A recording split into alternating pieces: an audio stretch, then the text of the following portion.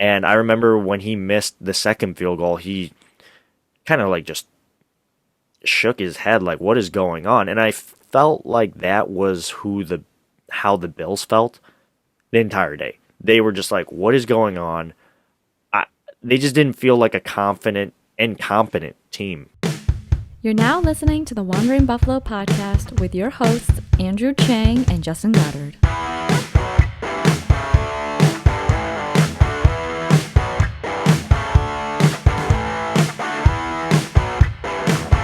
Hello and welcome into the Wandering Buffalo podcast, a show here on the Built-in Buffalo Network. My name is Andrew Chang, and alongside me is, well, I guess would be Justin Goddard, but due to scheduling errors, it's Thanksgiving week. He's going out of town. I got people coming into town. We can really line up our schedules to be on the same page. So it's actually going to be just me tonight as I recap this hard L that the Buffalo Bills just took to the Indianapolis Colts. Not to worry, though. Justin will be doing his own solo pod this coming Thursday, Thanksgiving, to preview the game against the New Orleans Saints. So definitely check his show out. I know he did a solo pod previewing the Jets, and it was really strong. So I would expect nonetheless from Justin when it comes to this primetime matchup against the Saints. Anyways, you can find us on most social media and podcasting platforms, and even on YouTube by searching up the Wandering Buffalo podcast. And as I mentioned, we are part of the Built-in Buffalo Network. We got amazing content creators on our team, so definitely check them out as well, as they have great insight and tidbits on this game that I'm about to recap against the Colts and the previewing the game against the New Orleans Saints.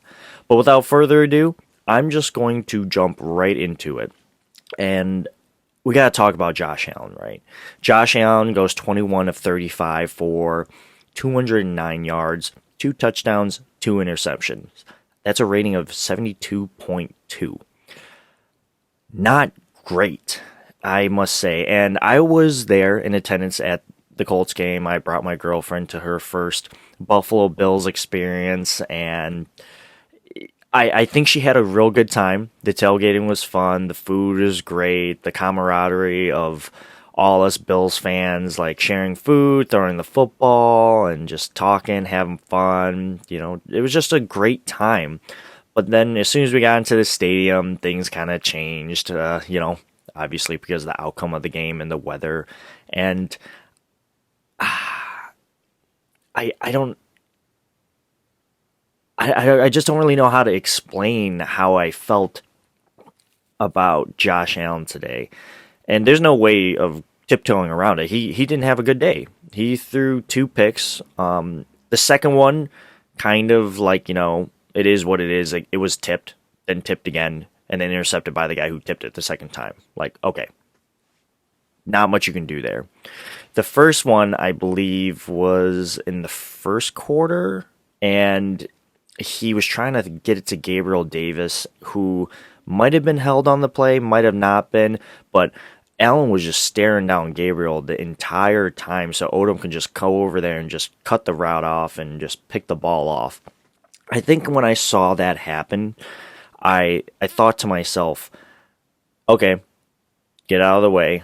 This will be okay. This secondary for the Colts is very suspect, and we could probably overcome this. But obviously it didn't happen, and Josh knows that he needs to be better. He's a top 10 paid quarterback. He's a top 10 quarterback in the NFL, but this season so far, he's had some up and downs, mostly up in my opinion, but I think he needs to go back to the drawing board, and I don't know if I can place this all on him, and I don't think you should place all the blame on Josh Allen, but he needs to be better against a favorable matchup. And I just don't think it just didn't feel like the Colts had one of the worst secondaries in the NFL. It felt like they limited the Bills to 15 points in total, and I would argue the second touchdown to Diggs and the 2-point conversion that the Colts let up, they were just kind of like, okay, we'll let you move the chains and whatnot, but we're just ultimately going to let you run the clock, milk the clock for what it's worth. And, they did that. But I I don't know. When it comes to Josh Allen,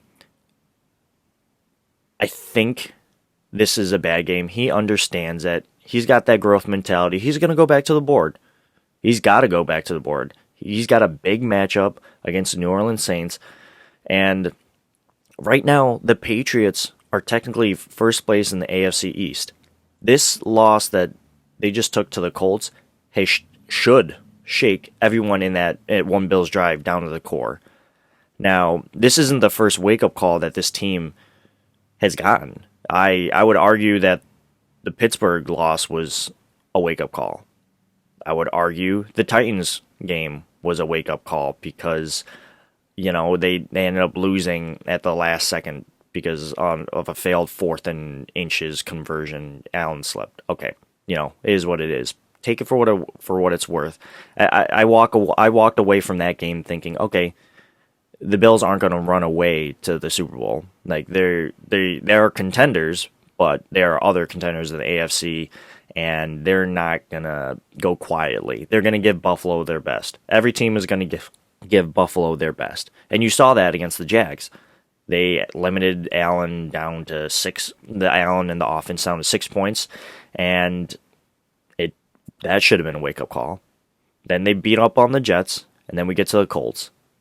We all know the Colts is all about Jonathan Taylor. Carson Wentz is playing average to slightly above average, right now. And I thought it almost felt like to me walking into this game that the score should have been flipped, except if that makes any sense. Like I expected Allen to put 45 points on them or 43 or whatever it was through the air. And I expected the Bills' defense to just shut down the run completely. The Bills like to make other teams play with like one hand tied behind their backs. Like, take away their best weapon. What are they going to do from there? And it didn't work today. And we'll get to the defense and all that stuff, but Allen's got to be better. This is the 4th wake-up call for the Bills and their offense and just the entire organization as a whole. And I'm not so sure what they're going to do differently, but as Allen would say, it starts with me. It starts with me. And I love Josh Allen. It's not all on him, but he needs to play better for us to at least be competitive in these games. This was not a competitive game. This was just an embarrassing loss. I mean, Mitch Trubisky even came in the game. He threw 5 passes for 3 attempts and threw a pick. So I remember on Twitter people were saying, get rid of Allen, bring him Trubisky. Trubisky isn't it. Allen's a great quarterback. He just needs to play better. And we as fans know that he can play better. I'm not here to, crap on Allen or the team, and that's not what you're going to get from me. I just know that this team can perform better. They're just not doing it right now. And I don't know if it's an organizational thing. I don't know if it's a culture thing or just a huge rut that the Bills are currently in. But they need to work through it because these next coming games are really going to shape who the 2021 Buffalo Bills are. And right now, at the start of the season, right, Bills are favored to win the Super Bowl. And now they're in the 6th or 7th seed, I believe. They're basically almost in the hunt again. That should light a fire underneath them because they know they're a great team. They just got to go out there and do it. Let's move on to the Bills running backs. Matt Breida, again, 5 carries, 51 yards. He looked pretty good. It seems like when he gets the rock in his hand, he's able to do something. That second gear, that speed, definitely seems to be pun intended, a nice change of pace for this Bills offense. The second leading rusher is Allen with 2 carries for 18 yards. Then after that, it's Devin Singletary, 3 carries, 17 yards, and then Zach Moss, 3 carries for 5 yards. In total, the team carried the ball 13 times, 91 yards for, yeah, that's an average of 7 per carry. That seems pretty good on paper, but if you get granular, you look at Zach Moss, a former third-round pick, and he's only able to get 5 yards off of 3 carries. I know the Bills really like him as, a pass blocker, but when it comes to running the football, I feel like I just see him consistently run into contact. Like, isn't the point, and I might be a little harsh here, but isn't the point of football to not get tackled if you're on offense? Like, don't get tackled, keep going forward. And I understand it's a hard position to play. Football is not an easy sport, but I do feel like Moss likes that business decisions, like mentality where he's going to look for contact, and occasionally he'll break one off, and all of us will be sitting on the TV go like, "Damn, look at that, Moss!" But it just seems like, especially in this game, it didn't work, and the carries got split up again evenly between him and Singletary. Singletary, he's not the fastest guy. He's not going to run away from people, but he has that ability to, cut on a dime almost. Not saying he's Shady McCoy, but he's able to make people miss. The only problem with him is that he's slow and he has terrible ball security. So it's kind of like, okay, we have someone that can run away from people, but he can't hold on to the football, but we have someone who could pass block and hold the football. So they turned to Josh Allen, and you saw that earlier in this game. They went to some QB design runs, one of them which was negated due to a false start because of Cody Ford, and we'll get to the offensive line here in a bit. Kind of upsetting. And then Matt Breida, like I said, excellent change of pace. He seems like he's doing something with the rock, and I don't know, man. Like, McDermott says that he wants this team to be two-dimensional. We need more dimensional running backs. No offense to Singletary or Moss, and it's too soon to say with Breida, but they're not multi-dimensional backs. They're just guys, It's kind of unfortunate. Let's move on to the pass catchers for the Buffalo Bills, and Dawson Knox leads the way with 6 catches, 80 yards. Had that really impressive catch over Colts defensive back where he was interfered with. It really, really impressive catches by Knox, but he also had a drop or two in that game. So I guess that's okay. Gabriel Davis, next up, 2 catches, 27 yards. Sanders, 3 catches, 26 yards. Singletary, 3 for 26. Diggs, 4 catches, 23 yards. Now, we had those 2 touchdowns. He was targeted in the red zone, but our number 1 wide receiver only gets 4 catches for 23 yards. Not ideal. And here's an interesting tidbit. Cole Beasley had 4 catches for 23 yards. He's been nursing a rib injury, and I'm not so sure that the Bills even used him that much out there. I got to go back and watch the game really to validate that, but we saw during the Jets game last week, Beasley was basically not used at all in the second half, and I'm not so sure he was used that much in this game either, but the fact that he had the same amount of production, and if this is true, if Beasley had the same amount of production as Diggs with less time on the field, that's a problem. Diggs is a superstar wide receiver, and Allen, like I said, Allen's got to be better. The coaching needs to be better because we know what these two can do when they're on the same page. I don't know necessarily if it's Allen. I don't know if it's the coaching. I don't know if it's Diggs. Maybe I just don't know where to point the finger. And there's not a lot of room for excuses because this team is deep with talent. There's too much talent on this team to have your number 1 wide receiver go for 4 catches for 23 yards. It's inexcusable, to be honest. As a total, the team caught 24 passes for 228 yards, and the average depth of 9.5 yards. Look, like I said, Knox had the long catch of 31 yards. And now we're going to go into the section of like turnovers and officiating. And I won't spend too much time on officiating, but they do have something. There's something to be said about officiating, right? Let's talk about turnovers first. McKenzie, that fumble that you had off the kickoff, inexcusable.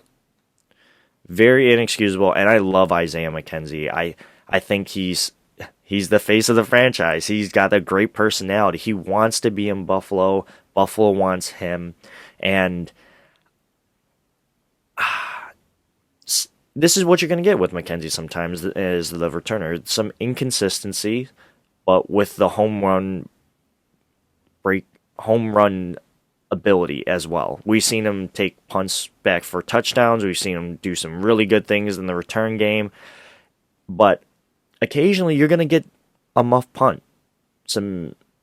Or in this instance, in this Colts game, where he slipped and just fell on the ground and the ball just squeaked out on him, which gave the Colts a 1st and goal at like the 3-yard line. That was pretty painful to watch. And I remember looking to my girlfriend at the time, and she's not, a huge, football connoisseur, but she looked at me and she said, "That's not good." And I was like, "You're not wrong." So, Isaiah, you just got to do a better job of holding the football. I know some people on Twitter were saying, it's Marquez Stevenson's turn. McKenzie, get him off the roster, all this other stuff. Like, okay. I understand McKenzie is a little inconsistent, but come on. We're going to turn the reins over to a 6th-round draft pick who's also unproven and couldn't win the job outright in training camp. I don't know if that's necessarily the answer. Now, you can kick the tires on that, but I don't know. Jumping to conclusions right off the bat it's not how I want to think about this football team, especially when people were saying like, get rid of Josh Allen, get rid of like Sean McDermott and Brandon Beane. Like they're terrible, they're frauds, all this other stuff. Like, guys, this is a team that just went to the AFC Championship game last year. Winning in the NFL is very hard. You can't predict things. This regime felt very confident in who they had, and that's how they felt last year, and they were able to get to within one game of the Super Bowl. This year, has the story of the 2021 Buffalo Bills has yet to be fully written. There is plenty of opportunity for this team to turn it around, but they got to clean up these turnovers. Allen had that one fumble. Looks like it just squeaked out of his hand. Very similar to how that zone replay happened against the Jags. It looked like it just like right out of his hands. Very unfortunate. Now Morris hopped on it, squeaked out of him somehow, and then McKenzie got it. Or I'm sorry, Singletary got it. So that was great, I guess, in terms of getting the ball back into the Bills' possession. But those fumbles can't happen, and Allen understands that. He needs to be better with it, and like he says, it starts with him. He understands it. We understand it. They just need to go out there and secure the football. The Bills also had, like I said, had 2 takeaways through the air. It just wasn't great. It just wasn't a great day for the Bills and the toxic differential. Now let's get to the officiating. And I'm pretty sure the Colts didn't really have a lot of penalties in this game. Let me check real quick. They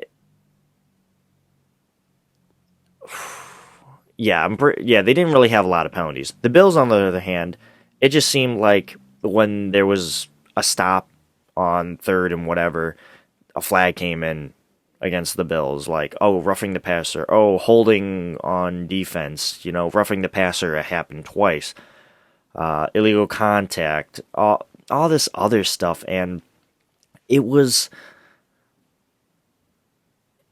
upsetting. right? Because you know this team is much better than this. But when you get all these penalties in on your favorite team, and you think to yourself, at least sometimes I think to myself this, like, okay, these refs are really, really bad. And this season, I think they are really bad. They need to be more consistent. They need to call things both ways on both teams. And sometime and throughout the 11 weeks or whatever of the NFL so far, they've proven to be relatively inconsistent. However, there are some penalties that are completely valid, like, oh, you definitely committed that. And I'm starting to wonder if the Bills have a discipline problem. And penalties aren't like an exclusive thing to the 2021 Buffalo Bills. Penalties seem to have been a problem just like the running defense, and we'll get to the defense soon here, since Sean McDermott has been here. Just like tackling. Under Sean McDermott, I feel as if penalties and tackling and run defense have just been historic problems, and maybe there needs to be a change in terms of how McDermott handles discipline. Maybe bring in I don't know, like a retired ref or something. And I'm just spitballing here. I'm not actually saying they should do all this stuff, but I remember in the past, I think Rex Ryan even did it, and I'm not saying Rex Ryan is a great head coach, but I do remember that he brought in an official one time during training camps, and they were like, oh, you can't do this, oh, you can't do that. Or maybe it was McDermott. In any event, I think they need to get back to their roots, really work on the fundamentals of the game, like tackling, and put themselves in the best position to win games. Because what we saw on Sunday against the Colts was them putting themselves in the worst possible position to win games. Like they couldn't tackle. The run defense was atrocious, and they knew they were running the football pretty much the entire time. They just couldn't do anything about it. And again, we'll get to that in a minute. And I understand Tremaine and Starr was out of the game, but I mean, come on, like, it can't be that bad, especially when you're selling out the run defense. And then just like officiating, it just seemed like it was just undisciplined football, and it was upsetting. It was very upsetting. Anyways, that's going to wrap up the offensive side of the football. We're going to take a quick break, and we'll be right back. Welcome back, everyone. We're going to wrap up the rest of this episode by talking about the Bills' defense and special teams and coaching here on this episode. And let's just go right into the defense. I got the whole stats right here provided by ESPN. So as a team, they had 88 tackles, 48 solo tackles, 0 sacks, 3 tackles for loss, 2 pass deflections, 2 QB hits. Now, oh boy. All right, let's start with this defensive line. They did not perform well whatsoever. They could not stop the run. They couldn't set anything up. They had trouble getting pressure on Carson Wentz. And when they did get to Carson Wentz, he on one of the plays he did that famous, duck play, and he was able to scamper for like 10, 15 yards, which was a real back-breaking play during the game. And I remember seeing it live, and I just thought to myself, that's going to hurt this team, because the defensive line was just getting pushed and shoved around by the Colts offensive line. And I know the Colts have a above average to really good offensive line here, but with all the money, resources, and time on task that this defensive line has been through, it's just like, how was it that bad? They like I mentioned earlier in this episode, like the Bills understood they're going to run the ball with Jonathan Taylor, but the Bills couldn't stop that. And we know Star Lotulelei is out. We don't know if he's going to be back for the Saints game. I don't know what's going to happen with that, but yikes. Like, they played the Colts last year without Star Lotulelei as well.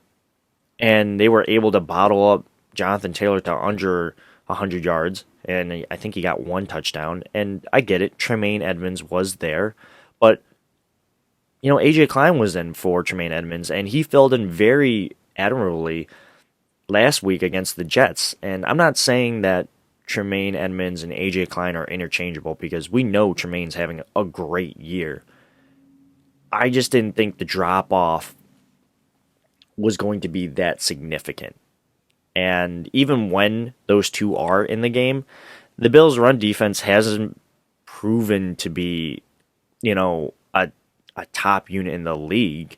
Now, statistically, this year, we know the Bills' defense is doing really, really good, at least before this game. I don't know how it's going to shake out after Monday Night Football and all that stuff. And I'm recording this on Monday before the game, so it's hard for me to actually, say where we are because it hasn't happened yet. But this defensive line, we invested so much into it. Boogie Basham was available today. F.A. Obata was there.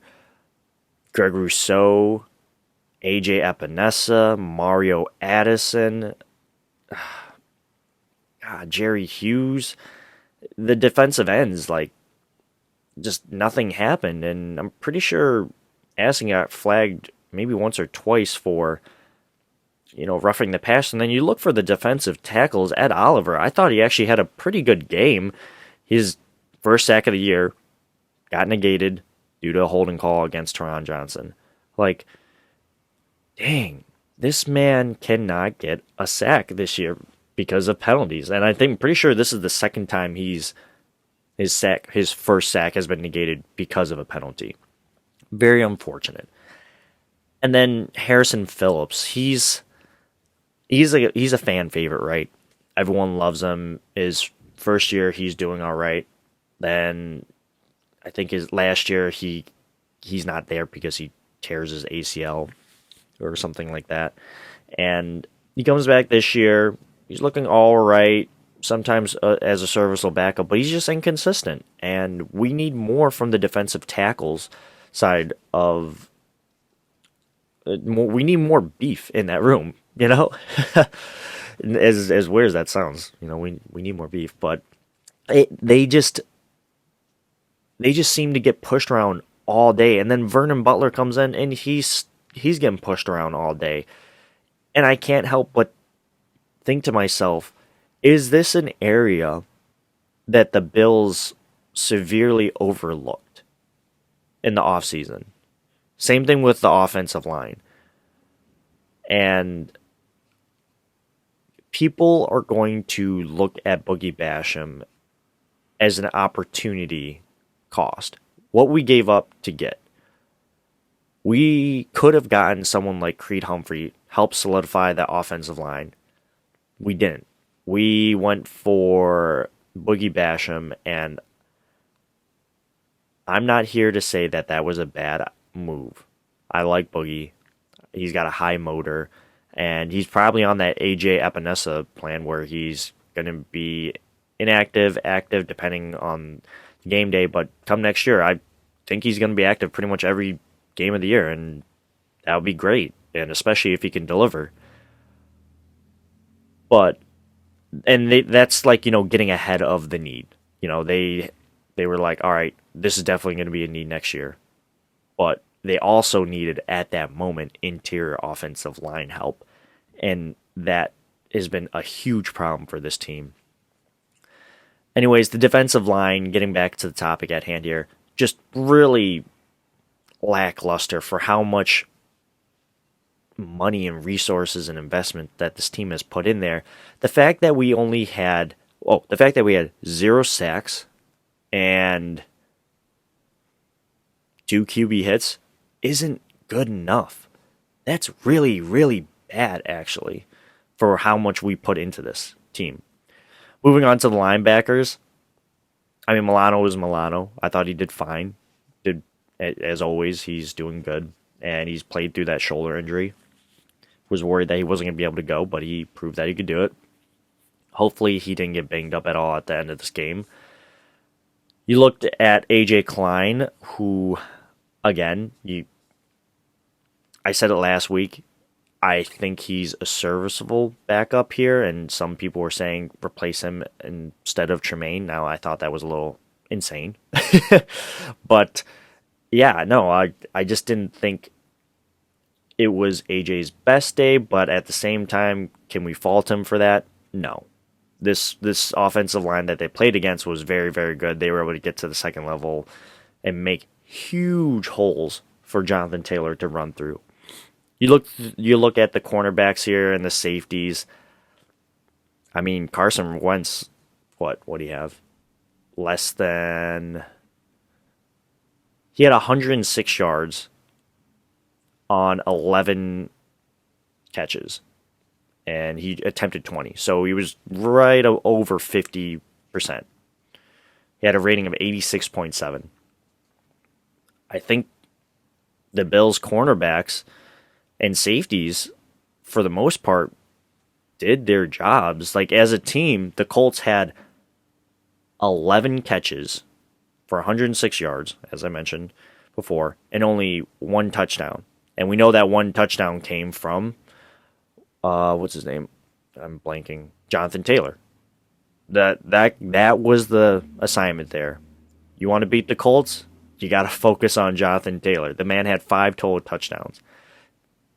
Rushing the ball, the Colts had 46 carries for 264 yards. Not great, but when it comes to passing the ball, the cornerbacks and the defense and the safeties, for the most part, they handled their job. They just couldn't stop the run, and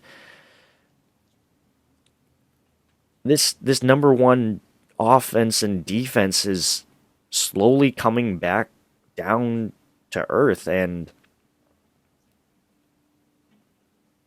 statistics will tell you that any score that's really, really high is probably an outlier, right? And things will return back to the mean and the average, the league average. I think that the Bills' average is easily a top 10 defense in the league, but this game, huge outlier for them. Now, the score would suggest that, but the Bills' pass defense held up. Their running attack, not so much. Not so much. And I don't know what the Bills can do to turn it around, but hopefully Starr will come back and Tremaine will come back as this team really banked on their availability to stuff the run, but so far it just hasn't been great. Let's move on to special teams and coaching here as I wrap up this episode. Bass, 0 for 2 on field goals. You know, I was there. It was a windy, cold day, but when you have a journeyman kicker on the other side, Badgley, make all of his kicks, it's kind of like, all right, that kind of sucks. And, you know, Bass wasn't asked to make favorable kicks either. A lot of them really long field goals, and we know Bass is good. It just was an off day. And I remember when he missed the second field goal, he kind of like just shook his head like, what is going on? And I felt like that was how the Bills felt the entire day. They were just like, what is going on? They just didn't feel like a confident and competent team to me. And I think if you look at Tyler Bass, that's pretty much the size of it. You know, that like he's a great kicker. People are going to give him crap for it, but it happens, okay? And then I'm going to get in coaching. Defensively,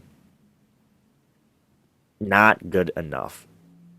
The team knew that they wanted to run the ball with Jonathan Taylor, as I mentioned, and They didn't do anything. They tried. I mean, they tried. They just couldn't do it. Leslie Frazier, Sean McDermott, they got to go back to the board and fix this problem because we have a real big stretch of games coming up, and this can't be an issue if we want to make it to the postseason. Offensively, also not great, right? Josh Allen didn't have the production of an elite quarterback, which we know he can be, and we know he is. It's just I don't know if it was the plays that he checked into. I don't know if it was the calls, but yikes, when you have that poor of a secondary that you're going against and you can only muster up 15 points, not great. Again, not ideal. Not ideal. I want to talk about how McDermott went for the field goals instead of going for it on fourth and whatever. I'll be honest, it kind of came off cowardly to me. It reminded me a lot of that AFC Championship right before the half where he was like, all right, we're going to kick a field goal because I feel like this team needs to get points on the board. We need points on the board, but we need 6, not 3, right? And it just felt like in the moment, McDermott kind of reverted back to his conservative ways when we were already down by like 35 points or something like 3-4 scores. So just like, what's the harm of going for it, right? He didn't.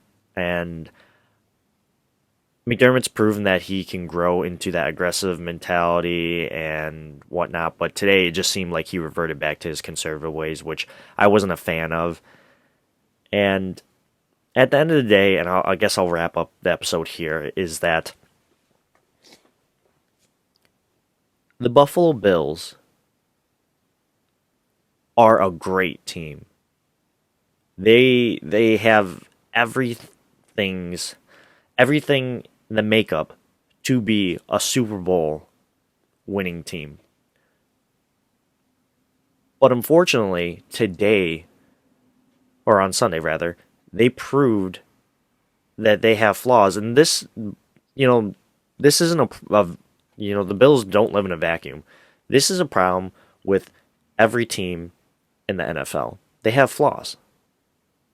They have areas of weaknesses. Look at the Tennessee Titans. Everyone thought they were going to run away and be the number 1 seed. They just lost to Tyrod Taylor and the Texans, a team that the Bills shut out. Like, what?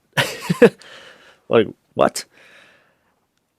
The difference between good teams, great teams, and Super Bowl teams is that they can make adjustments on the fly and then learn, adapt, and become better at the end of the day.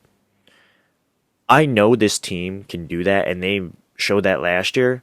This year, it looks like they've basically faced adversity a couple of times to some teams that they should have beat, but they didn't. And we're going to find out a lot about who the Buffalo Bills are this year and in these next couple of games. And not to mention this, the New England Patriots are in first place of the AFC East. They just took the crown back. Now we got a date with them on Monday Night Football, first week of December, and then we got to play them again later. I think like 2 weeks after that. So we can still definitely win the division. And I'm not gonna lie, Mac Jones doesn't really scare me as a quarterback, but this team needs to wake up. They needed to wake up like 4 weeks ago. I know this team's better. I know this whole regime is better. And I understand that this loss these losses that we've had this season kind of brings us back to pre-Sean McDermott era Bills, where like, oh, a game that the Bills should win, but they'll probably lose, kind of mentality. But don't forget that McDermott came here and turned this team around. He's done it before. and I think he'll do it again. And that's where I'll leave this episode. So thanks for listening. Again, you can find Justin's episode on the game preview against the New Orleans Saints on Thursday, which will be tomorrow, depending on when this episode drops. But I do want to wish everyone a happy Thanksgiving. Thanks for tuning in, and you can find us on the Built-in Buffalo Network, and you can find us on social media by searching up the Wandering Buffalo Podcast. I'll be on most social media accounts at 2Changs. You can find Justin on his account by searching up JGods22. That's going to wrap it up for today's episode. Thanks for sticking around. I hope everyone gets a lot of food into them. Let's go Bills. Let's beat the Saints. Let's take that division, and put an end to these rumors. The streets are talking. The Bills are going to win. And I'm confident and very optimistic that they'll turn it around. Go Bills.